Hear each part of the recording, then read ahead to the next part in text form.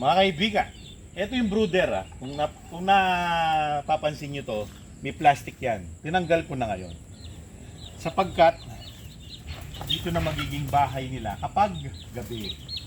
Pero pag umaga, syempre, pinapakawalan lang yan. Nagkukumpulan ni sila, 8 silang piraso. Di ba, sa isang, ano lang sila, isang part. Dalawa kasi yan eh. So, pinag-apat-apat ko muna sila para maluwag sila matutulog. Ngayon, nilinis ko rin to para walang dumi. So ngayon, dito ko na sila ipupesto. Dito sa likod dito. Ito. Patanggalin ko lang tong ipil. Ipil. Ginabi na ako mga kaibigan. Kasi, hindi ko naman magawa kanina dahil sa wala akong camera girl. Ngayon, meron na akong camera girl. Magagawa ko na maganda ang aking video for today. So, wala na yung plastic na nakabalot dyan. Pero yung tarpaulin sa taas, nandyan pa rin para pag umulan, hindi sila mababasa. Tapos ngayon, ipupwesto na namin ito dito sa aming kilid. Siya, diba? Mataas? Konti lang dapat. Tabingi pa. Palit.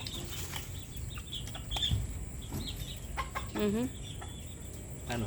Awan. Okay na. Kaya. Dapat iniya makakanyan. Yan o.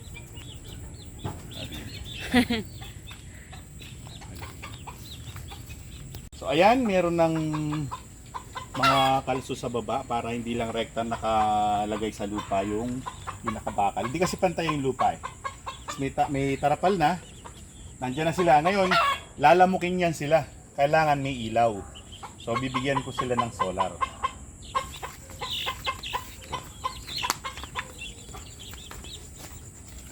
Bibigyan sila ng tag-isa dito. Tapos naman, isa sa gitna. Yan. So, meron na silang ilaw. May mga lamok na pupunta, tutukain naman nila. Tapos, siyempre, lalagyan ko ng katol sa baba. So, eto na yung katol ngayon. Dito ko sinindihan sa gitna. Tapos dito ko sinabit. Para pag sinabit, yeah, asabit siyang ganyan. Sabit ko na ngayon siya. Ba, cozy kaya ito ngayon. Dito ko isasabit dito sa baba. Sa gitna. Yun. Ayun na ngayon ang katol. Ayan sila. Ayun yung katol sa baba. Yan. Ayos, di ba? Good morning, nakakasilaw na morning. Ayun na sila ngayon. Oh. Umano yung araw, bisikat yung araw. So, una sila nasisikatan. Oh, babaliktad rin natin yung camera para mas maganda tingnan. O yan, pasensya lang sa anino ko ah. Ayun yung anino ko eh. So, tatabi lang akong konti. So, ayan. First thing in the morning, naaarawan sila. Maganda yan, maganda. Pero mamaya, wala na yung araw na yan eh.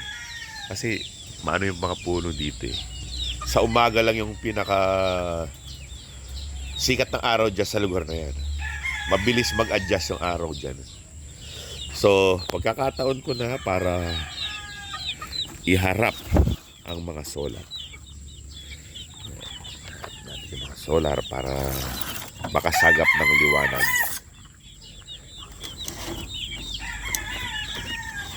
Yun. So, ayan na sila ngayon. Papakainin ko naman ngayon sila bago ko sila pawawalan.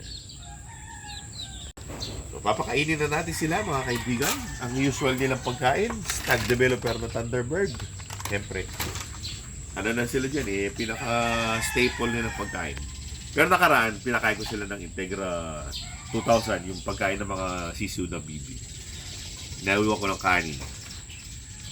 Ano lang yun, tinitignan ko lang kung magiging type nila para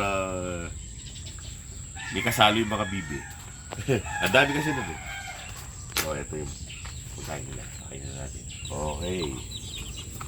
Kain ko. Oo. Dito. Meron din kayo. Oh. Uy. Wah. Wah. Dito. Meron din kayo. Hindi kayo mawawalan. Ito. Ito po. Ito. Di sila sanay. First time lang nila kumain dyan eh. Kasi pinapakain ko sila dati sa loob eh. Nung bata sila. Ngayon dyan. Eto pa nga oh. Katulad nun oh.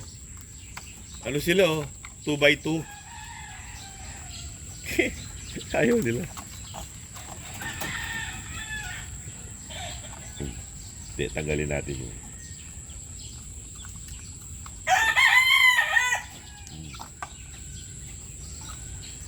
Di pa sila ganun kasanay. Ngayon, bibigyan ko naman sila ng inumin.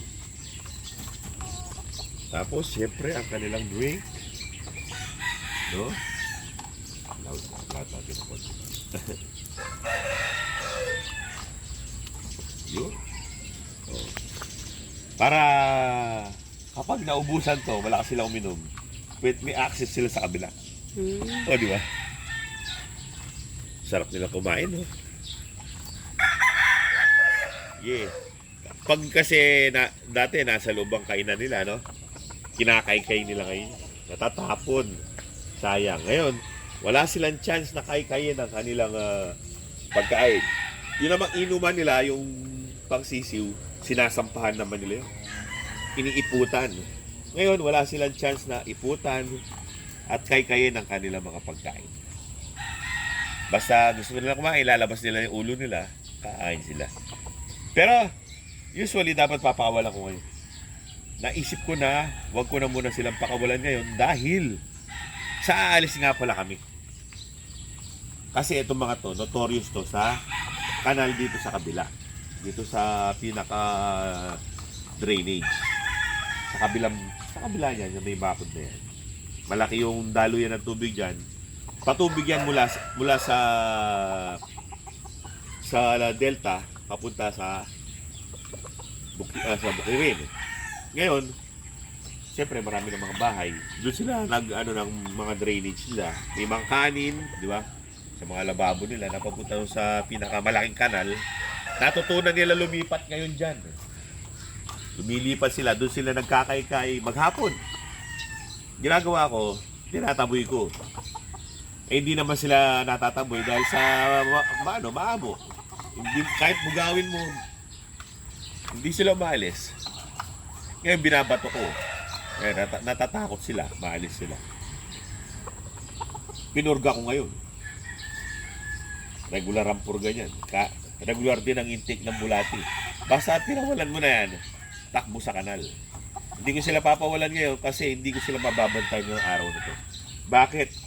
Kasi IGF ngayon sa Clark. May expo sa Clark ng mga paborito nating mga pets. Mga manok, mga aso, pusa, reptiles. Pupunta kami ngayon dyan. Mamaya-mayang konti. Hindi kami maaga ngayon kasi malapit lang sa amin yan eh. O, Araya, tapos Bagalang, Angeles na. So, malapit lang. Nasa mga walang isang oras na biyahe. Kaya, hindi ko na muna sila papawalan ngayon. Diyan muna sila. O, tignan nyo naman mga kaibigan. Mapresko. Maghapon, presko sila.